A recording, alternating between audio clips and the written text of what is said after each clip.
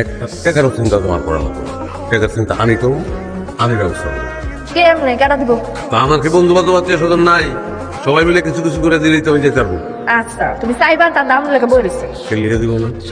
হ্যাঁ, আমি আগে উপকার করি নাই, বহুত উপকার করছি। আর বিপদে আপদে যদি বন্ধু বান্ধব আত্মীয় স্বজন কাছে না আসে তাহলে তাকে দরকার। বিদেশে যাবি, বুদ্ধি দিচ্ছে কিনা? বুদ্ধি কেউ দেয় নাই, নিজেই চিন্তা করে বুদ্ধি বাইর করছি। দেশে তো অনেক কিছু করার চেষ্টা করলাম, হইলো না তো। দেখে ভাবলাম বিদেশ যাই। আপনি আমার চাচা, আপনার কাছে আমার কাজ আছে। আমি ডাকলে তো আসিস না, নিজের প্রয়োজন হয়েছে ঠিকই চলে আসছিস, তাই তো?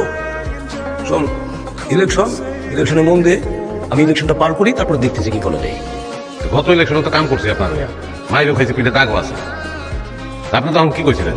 আপনি পাশ করলে সচিব বানাবেন, পাশ তো করছেন। সচিব বানান নাই কেন? তোর এত বড় স্পর্ধা তুই আমার কাছে কই পড়ছিস? হ্যাঁ, আমার পানির মতো টাকা যাইতেছে, হ্যাঁ? আর তুই আমার কাছে টাকা চাইছিস, এখন আমার কোনো টাকা পয়সা নাই, হাত খালি, টাকা দিতে পারবো না।